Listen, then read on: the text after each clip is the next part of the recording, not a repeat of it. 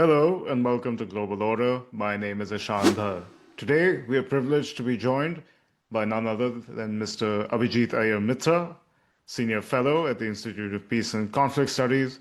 We'll be discussing the recent arrest of the 7 foreign nationals, the American and 6 Ukrainians, and what their purported activities might have been in India's sensitive Northeast, as well as where things currently stand with the Iran war and what the long-term implications might be. Stay tuned. This is going to be a fascinating conversation that you don't want to miss.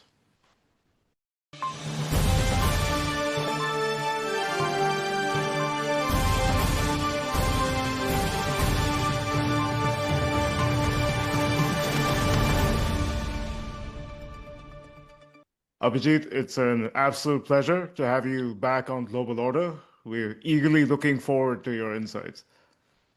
I certainly hope that's the case. Thank you for having me back. I don't think everybody's looking forward to my insights, but sure. So now, Abhijit, we will get to the Iran war, of course, but we had this interesting piece of news last week about 7 foreign nationals being arrested in different airports in India. Most notably, there was the American mercenary Matthew VanDyke, also 6 Ukrainians, purportedly training insurgents in Myanmar in drone warfare, possibly even transferring that technology. What do you make of this? I also can't help but notice, at least in 2025, our armed forces were reportedly successfully using drones against insurgents in Myanmar and perhaps even on this side of the border. Same set of insurgents also reportedly have been trying to use drones against our security forces. In this backdrop, we suddenly have these guys fall out of the sky in a manner of speaking. What do you make of this? Well, we shouldn't be surprised, should we? Because I think the Ukrainian bit was a bit surprising, but Right, the American bit has never been surprising. Because if you talk to internal security forces, they tell you that the church has played, different churches have right. played a very significant role in Northeast insurgencies, abetting them, aiding them, arming them, getting, passing off support as need for, salvation or whatever. And most of the people who donate in America don't even know it's going for arms and ammunition and things like that. The Presbyterian Church and Methodist Church are still very famous, rather notorious for this kind of thing.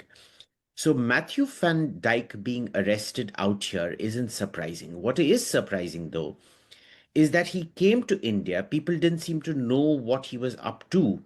And Right. it took a Russian intelligence tip-off for us to figure out what was actually happening. The second issue was, how is it Russian intelligence knew what was going on in our borders and we did not? Right. Right? That's the other. Yeah. And it also, for me, uh, as far as I have seen our intel operations in the Northeast, they are very, very good. Right. So, for me, this points towards a significant level of either collusion or bribing of some fairly senior level within our own counterintelligence operations. Till it got to the Wow. stage where a Russian tip. Now, the way country to country intelligence sharing works is that it's shared at a much higher level. Right. And therefore, the local uh, compromise that had been struck would have been sort of, overridden in that sense. I don't know what's going to happen from this point on, but I suspect we're salivating at the prospect of sharing this, giving back this Van Dyke in return for whoever gets convicted. Our chaps get convicted in American courts. Right. And I also can't help but notice that at the same time, the Ukrainians being sent to the Persian Gulf states in the middle of the Iran war, purportedly for the same reason, for this purported expertise in drone warfare. So What do you have to say about that? I mean, I understand apparently these Russian improved Shahed drones are the buzz of the military world and so forth, but what do you make of this strategy? It's rather bizarre and So curious at one level, from unsurprisingly, Myanmar to the Gulf.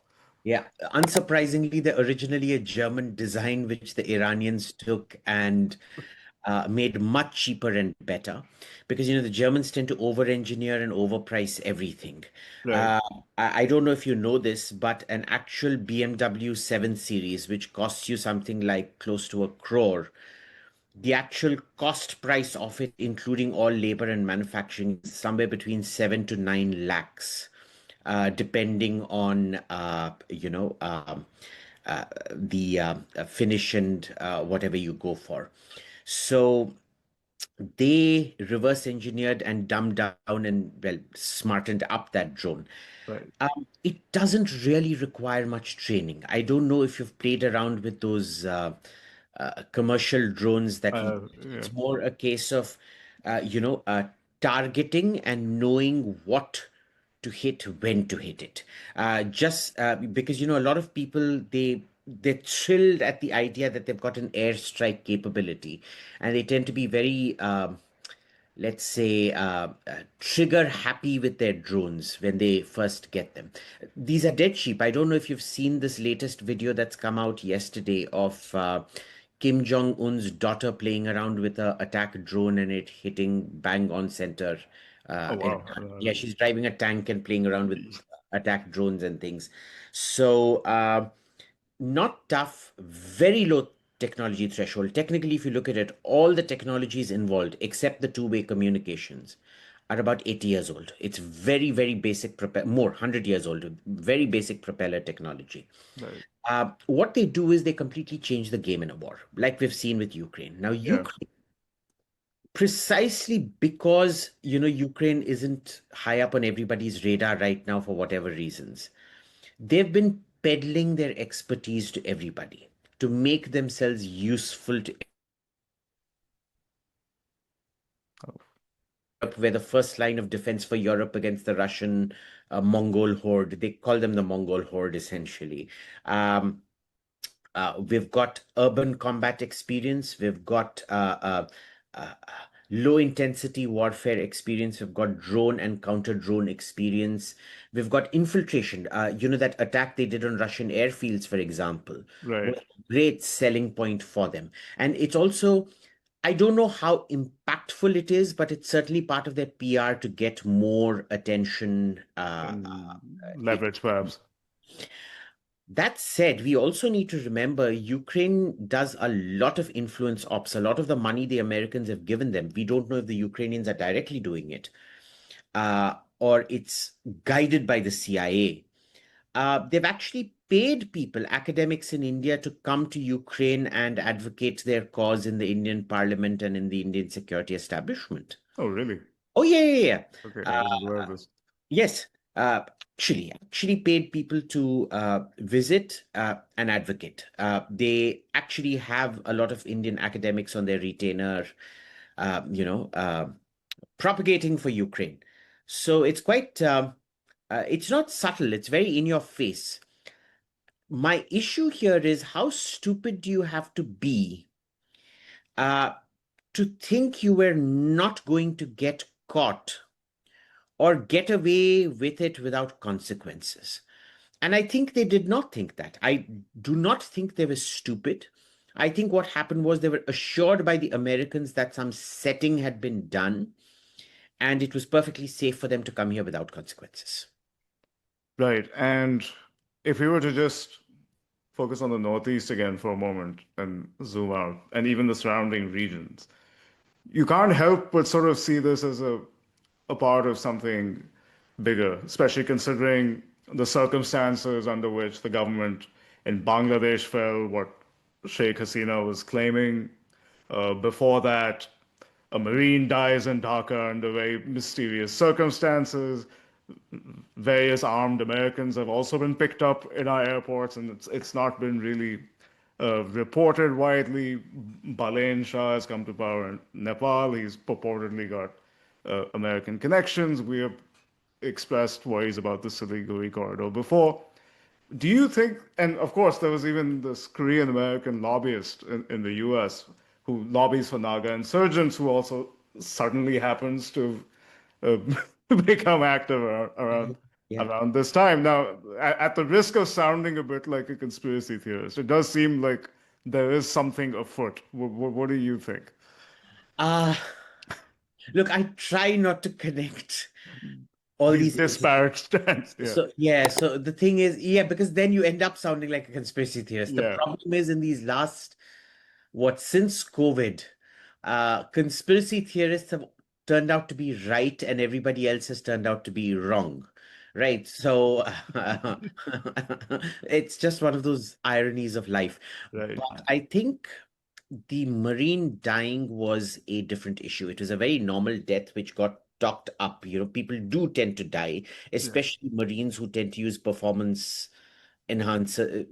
People don't talk about this, but special forces do tend to use a lot of, PEDs and things like that. Yeah. yeah.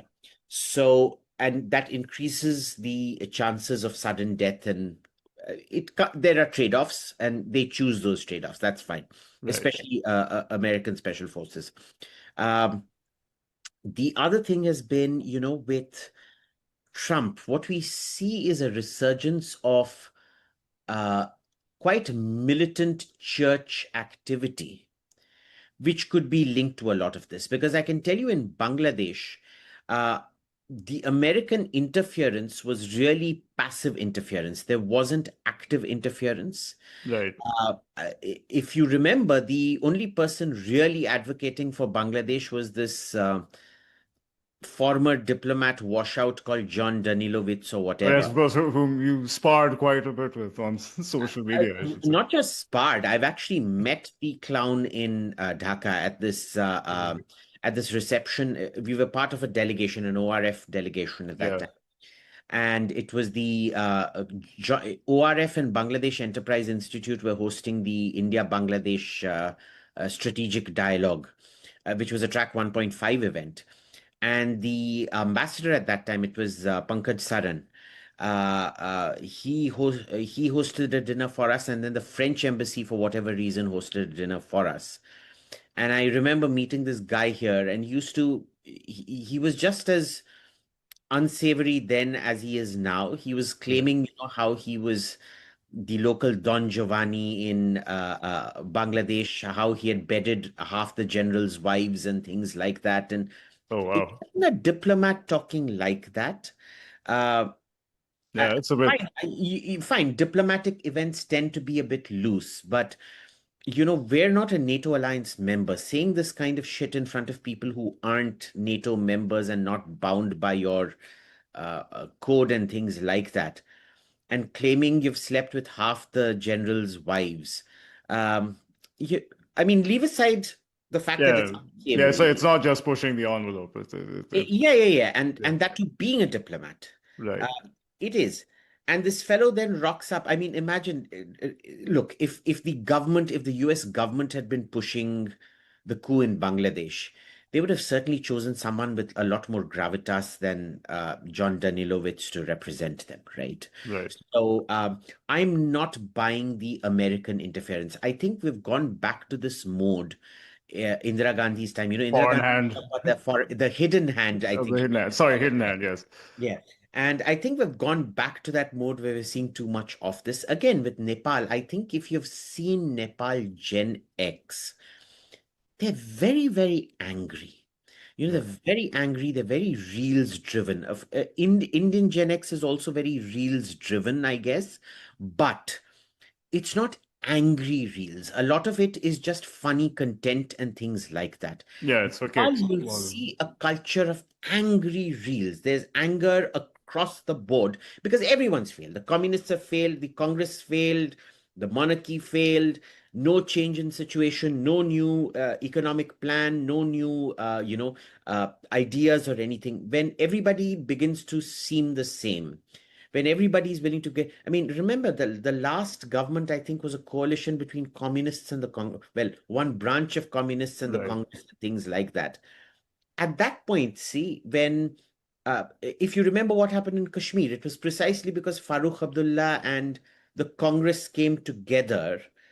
One of the stupidest moves with the benefit of hindsight, but I think also without the benefit of hindsight. Even Yeah. uh, foresight should have told you that opposition and government cannot get together. It works in some countries like Israel, where you form a government of national unity, but those are short-term governments. You Right. don't build long-term alliances like this.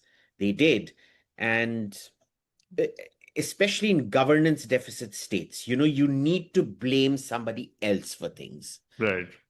There's no So when scapegoat. the else becomes part of government, so this guy is what? He's a pop star rapper, Yeah, not he was a rapper. mayor who I think became Yeah, a yeah, rapper. Yeah. yeah. So I'm not, again, I, I can't put it down to American interference. I think anybody who knows the Indian intelligence establishment and the counterintelligence establishment knows that in the neighborhood, India is the house and the house always wins, to use a gambling Right.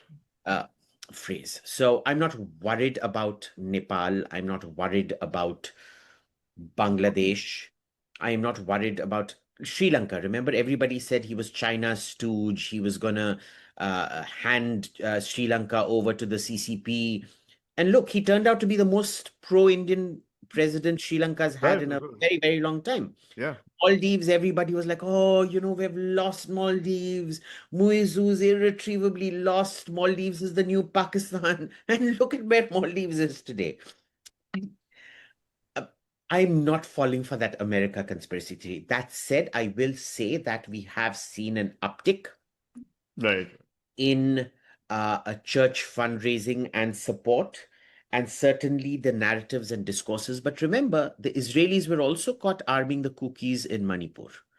Uh, so, I mean, sure, there's that whole notion that they're the Bene Israel or whatever, Right. Right. one of the 12 lost tribes of Israel wandering around who just happened to become,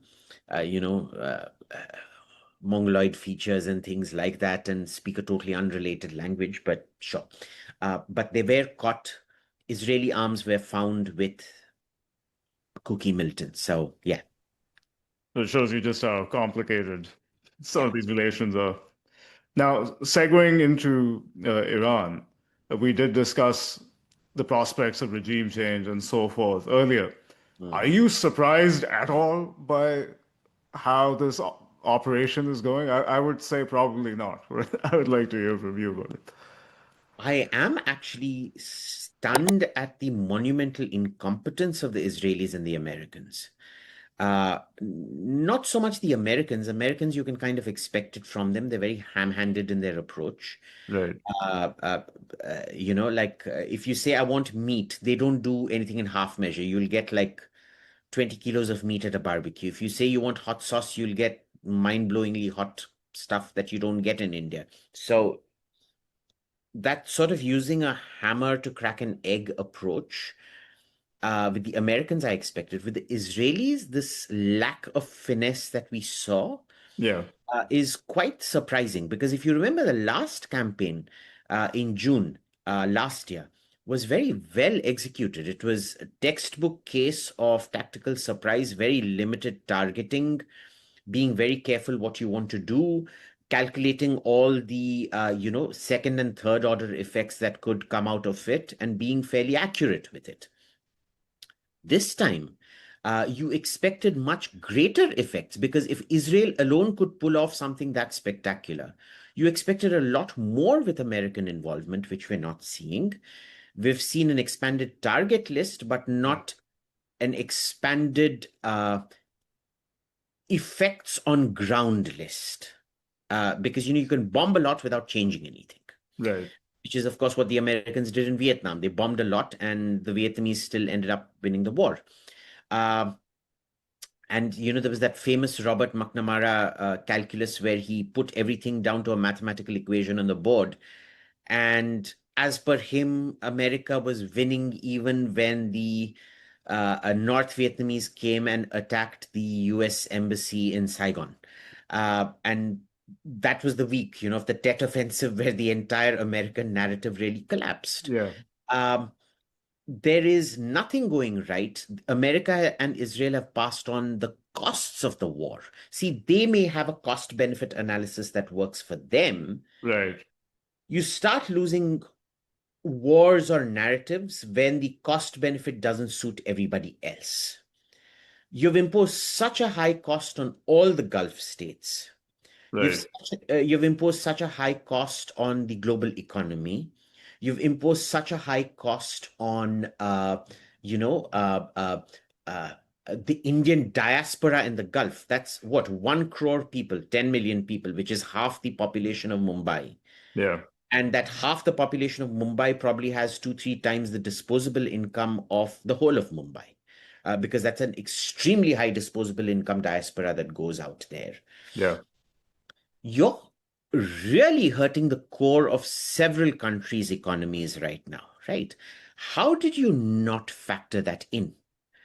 How is it that 23 days after the war, Trump decides that the Hormuz problem is a problem and he is now talking about bombing Iranian electricity facilities?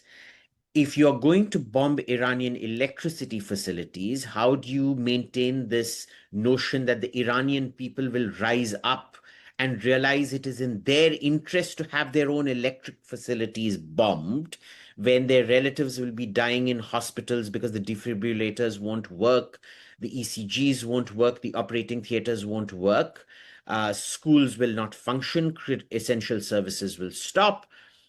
They've not thought this through. I think what has driven this is the Israelis somehow told Trump and convinced Trump that this was going to be his legacy project. Because anyway, after November, when the midterm polls happen, he becomes a lame duck. And then what ends up happening is they just saw an opportunity, last chance. We know he's going to lose the next. Well, he screwed up JD Vance. JD Vance ain't winning anything after this. But Right. uh, we're not going to get such a friendly administration ever again. Let's go in for this. And knowing Trump, I'm sure the Israeli plan was a much more well-calibrated plan. But Trump being Trump, I don't know if you've seen the interior of his plane and of his houses. Uh, Speaks for it, itself. yeah, it's gone in a certain other direction. Yeah, what I also find particularly interesting is that the Iranians, for the longest of time, have threatened the Gulf states before that should there be an attack by America and Israel, they will be the ones to pay the price. And I mean, I think prior to what was telegraphed to Qatar earlier, I mean, Saudi Arabia even had that attack on Abqaiq, Mhm. that facility before. So they have had some degree of experience. But one couldn't help but shake off the notion that they were completely unprepared uh, for what came their way. And you almost see what you were talking about earlier, these expensive interceptors versus these cheap drones and missiles. And the result seems to be a bit of a mixed bag. What do you think? So look, you're never going to get 100% interception against ballistic missiles. Yeah, What's surprising though is the drones. Uh, you know, uh, uh, I- Israel showed much better performance shooting down those drones than the Gulf states did. And I suspect that's because it takes a lot longer for those drones to go to Israel, because that's what, like 1,200 kilometers that yeah, they have to fly to hit Israel. So there's a much greater warning time than, the 100, 150 kilometers it takes to cross the Persian Gulf, number one. Number two, there is this there has been this tendency amongst the Gulf to go in for extremely high-end weapon systems.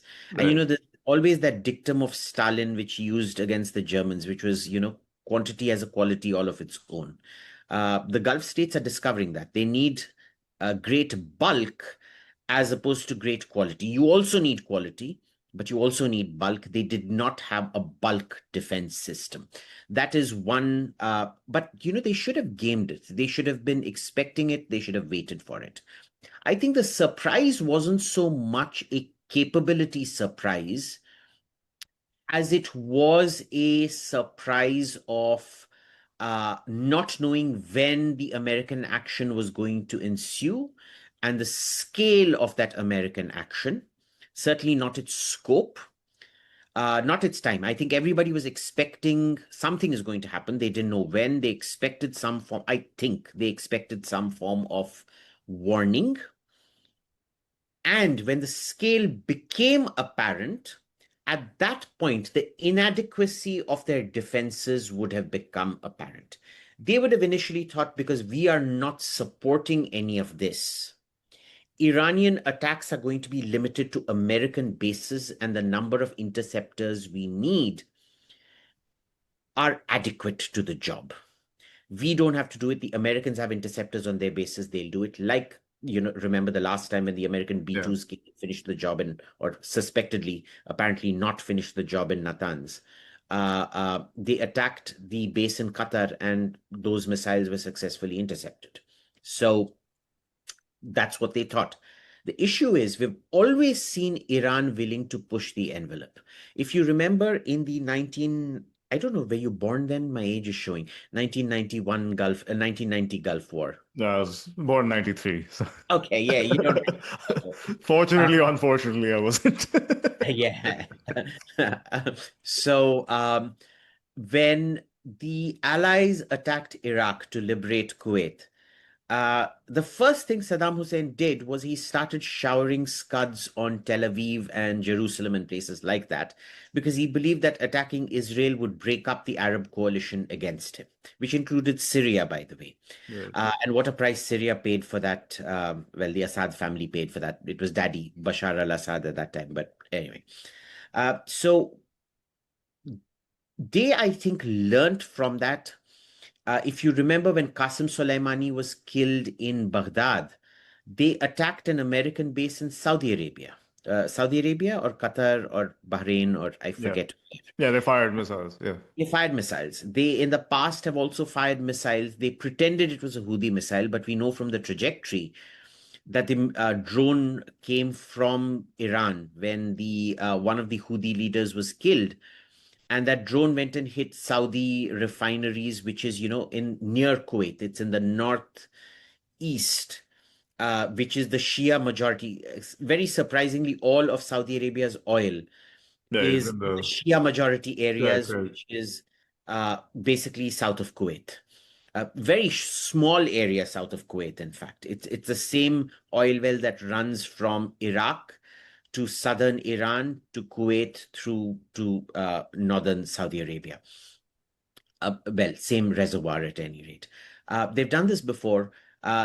They had no hesitation hitting Pakistan last year or last to last year. Do you remember that? They Yeah, hit Pakistan with drones and ballistic. There was a full-blown exchange of ballistic missiles and drones that happened. They've been very gung-ho with their targeting. So I'm quite surprised that nobody in the Gulf actually factored in that the Iranians would go gung-ho again. I can't imagine, I can understand one state failing in its security analysis. right. But for every state to fail, seven states of the GCC plus more, Jordan also got hit this time, Yeah, uh, to fail in its security analysis. Oman, what the hell did Oman do to get hit? Oman was facilitating the talks, right, and Oman got hit. Right. I don't think they did their calculations properly, or it shows you how dependent they are on American intelligence and therefore an American interpretation of said raw intelligence, which was probably that, don't worry, bro, you're not going to get hit. right. Now, given the way things are going, do you believe that there is a divergence now in American objectives and Israeli objectives? And do you think the chances of a ground offensive are they likely at this stage? I think some form of limited ground intervention is going to happen. And I think that has more to do with the fact that they've realized the air campaign isn't resulting in a change of government. I think if we've seen the narrative, and no, I do not think the Israeli and American uh, uh, narratives or war aims have diverged. Diverged. Okay. They have decided that regime change is the only way to end the nuclear threat. Now, they tried it from the air, which I think was very stupid because it's never happened in the past. Libya, there was an actual civil war going on. Kosovo again was stopping certain things. It wasn't regime changing. Uh, they feel regime change is necessary. The air campaign has ended. The very fact that we're seeing 4,500 Marines go, Yeah, being sent, shows you that Plan A failed. They have now improvised some kind of Plan B, which in itself is an admission of failure. Otherwise, you would have had troops on the ground. And I want to point out, American strategy has always been very clear. You put on a show of force because when you do that, you are dead serious about going in. That, it's the Chinese and the Russians believe in Maskirovka. The Chinese doctrine is very similar to the American one, which is say, no, no, no, we're not going to do anything. We're going to do whatever. But under Trump, you've seen this evolve to, use negotiations to hide the fact that we're going to go in. And in that, I think under Trump, this whole thing has become a lot like Russian doctrine going into Ukraine. right. Uh, Possibly even getting bogged down in a quagmire like that. Now, 4,500 troops. What do you think 4,500 troops are going to do in Iran? It's half the size of India, geographically speaking. Very, very rugged mountainous terrain. Yeah, I don't know how many of our viewers have actually flown over Iran, because every time you take a Gulf carrier to Europe, you will fly over Iran, and there is not one single plane you will see. You will see dry plateaus, very high dry plateaus. You will see extremely rugged mountains that are snow covered right from the south. Um, you're not going to see easy territory. So I suspect they're going there to recover nuclear material that has been buried. But, when you recover nuclear material that's buried, the kind of mining equipment you require is huge. It yeah, can't be transported by planes. It has to be taken in by road. yeah. How are you going to extract that from, say, something like Pickaxe Mountain, Kuhe Kolang, which is the mountain that Natanz lies in its shadow? Right. How are you going to extract that material? And even after you extract that material, the issue is one of scientists, because, why is it that Germany and Japan recovered so quickly after being completely devastated in the war? It's because the human scientific capital remained more or less intact. So with an infusion of capital and material, they could rebuild very, very rapidly. Nuclear programs are just like that. You can rebuild very, very rapidly once you know what you're doing. Um, I don't see, therefore, their aims have diverged. But once Trump commits to a ground campaign, he's broken every single election promise he made. Remember the last time he said he was the first president to never start a war. This time he's warred twice against the same person. He then promised no regime change. He's gone and done, well, he's tried regime change in Attempting it, yeah. Venezuela, and he's done something else, tried something in Iran. He promised no troops on the ground. Now he's sending troops on the ground. Uh, Also, have you noticed the two people who haven't opened their mouths at all in all of this, who probably should have, are JD Vance and Marco Rubio? Yeah, that's true.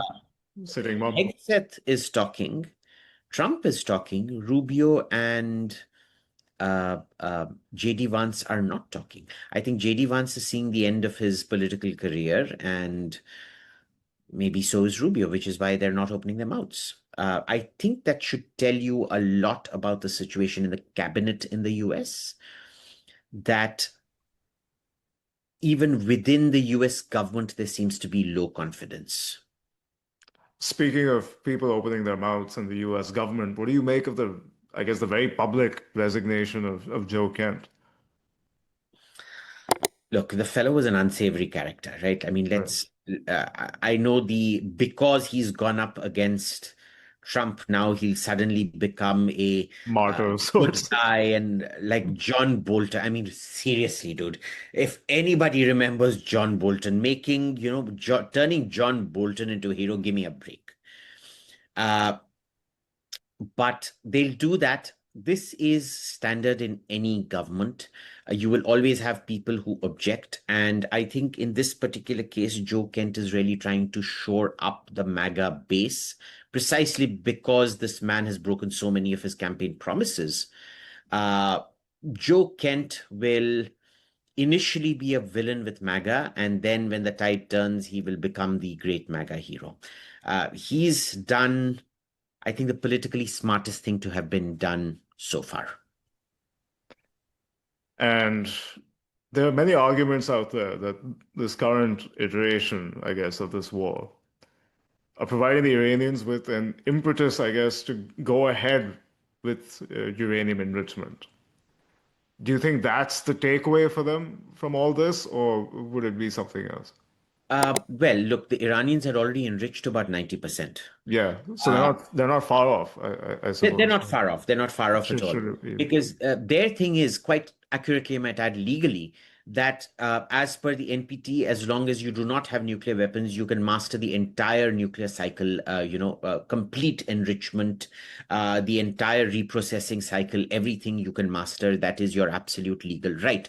One of the reasons there are additional protocols on Japan, for example, is that Japan has enough plutonium for 120 plutonium-based nuclear bombs. And nobody's comfortable with that, but they accept it is a right under NPT, and additional protocols were imposed on Japan so that, investigators could come and check. There has never been any reports of Japanese designs of bombs or Japanese studies on bombs. That doesn't mean that they can't make a bomb. I've heard some estimates say up to 3 months, but a minimum of up to 1 month, minimum of 1 month, that the Japanese can actually make a bomb without having a design because they have enough of the corollary technology to make a bomb. So, for example, Japanese optics, telescopes, and things like that, quite famous. The curving, the grinding of the glass to perfect spheres is the mathematics required for it is exactly what you require to make the implosion device for a implosion type plutonium bomb and things like that, right? So they've got the industrial base, they've got the know-how, Yeah, the entire cycle, they can do it. With Iran, the problem was they have been caught repeatedly designing bombs, planning bombs, having a whole archive of literature just to do with bombs and things like that, which restricted them even more, imposed a lot more protocols on them than were imposed on the Japanese. Now, was there a impetus to go nuclear? I would argue this is more of an impetus. I think the impetus to go nuclear has existed ever since 1979, when, their own making, problems of their own making, they went and alienated every single country around them. You tell the Americans, oh, we want to do business with you, then you take their country hostage even when they're willing to do business with you. I bet you, had that hostage crisis not happened, yeah. Richard Nixon, or was it Jimmy Carter at that time? I think it was Jimmy Carter. Carter. Yeah.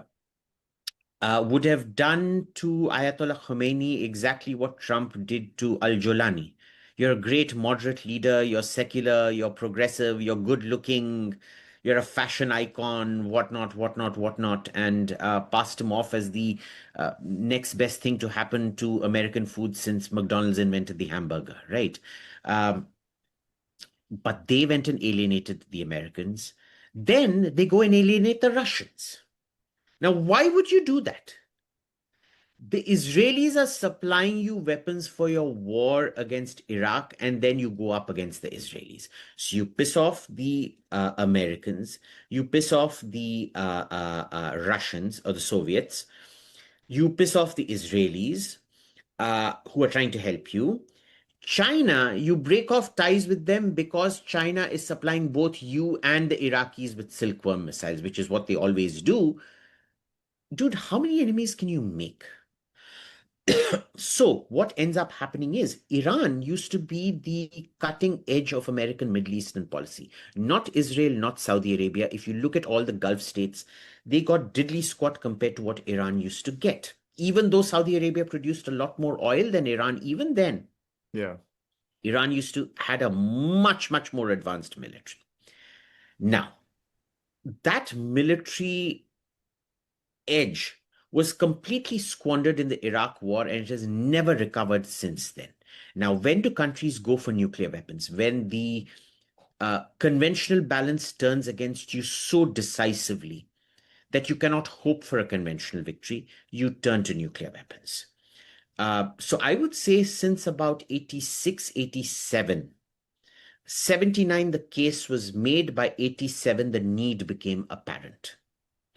It shows you how, there are a lot of people who say, oh, Iranians think very long term. They're great strategists and rubbish, dude. Rubbish, absolute rubbish. This is the kind of great omnipotence that people see in Chinese policy as well. But here, since 87, 97, 2007, 2017, we're going to hit 2027. For 40 years, you've had the need to make a nuclear bomb. You didn't make a nuclear bomb and you're getting bombed. One more failure of your own strategy. One more failure of your own strategy because you knew you needed it. You knew the balance was turning against you. Why didn't you make it when you had the opportunity to make it? Congratulations. For me, massive Iranian failure. And just because the Americans are screwing up massively, we shouldn't underestimate how badly Iran is getting screwed at the moment. Right, you can't attribute their screwing up to brilliance on the Yeah. Iranians' part, is what you're saying. That being said, they are also trying to leverage economic warfare, and we've seen what's going on with the Straits of Hormuz. Um, it does seem like there's an energy crisis that's forthcoming. How would you comment on the way India has been dealing with this war and securing energy? So this isn't the first time they've tried to blockade the Straits of Hormuz. Remember, Yeah, even during the tanker, it was called the tanker war phase of the Iran-Iraq war. yeah, The Iraqis were attacking tankers, but the Iranians were also attacking tankers. Till the American Navy went and sank the Iranian fleet. In those days, drones didn't exist. They weren't that small. And now, you could do a lot. Uh, Remember, every single natural, um, I know war isn't natural, but uh, every organic disruption that has happened because of war has the global economy has always adjusted. Supply chains have adjusted to circumvent and normalize prices. You'll see an energy crisis for about 2, 3 weeks, but I don't see it lasting beyond that because if you look at total supply and total demand, there's right. actually a fairly decent matchup, right? It's just the extra costing, short-term extra costing, and the extra time of transit that gets factored in. Historically, prices have always adjusted, including during the tanker war, where the Iranians were hitting every Arab tanker. I think people have forgotten that phase of the war, right? And the Iraqis were hitting every tanker they didn't know was an Arab tanker. So both were doing it. Um, the only time that hasn't worked was in 73 when the Arabs imposed the oil embargo. And that was the only time prices did not rationalize automatically, which also ultimately, led to the emergency in India because it was the cost of the 71 war, crippling costs. I don't think people realize how expensive that war Yeah. was for India. The cost of 10 million refugees added on to that, many of whom never went back. Added to the import bill imposed by the 73 oil blockade that led to the kind of social unrest and Upheaval, yeah. breakdown that we saw with, JP and things like that, which then, Indira Gandhi just snapped and said, emergency laga do kind of thing. So I'm not too worried about the gas shortage. Sure, will we see a few restaurants shut down? It's not good for them. I mean, I'm Yeah, not it's already minimizing happened, I yeah, think, with it some. has. I'm Yeah. not minimizing their losses, but there is a light at the end of the tunnel, and it's not such a big tunnel. Yeah. On that optimistic note, Abhijit, that was most insightful. Thank you very much for your time. Thank you so much, Ishan. I surprised myself ending at an optimistic note. So yeah, but sure. Lovely talking to you as Well, always. Thank you. thank you.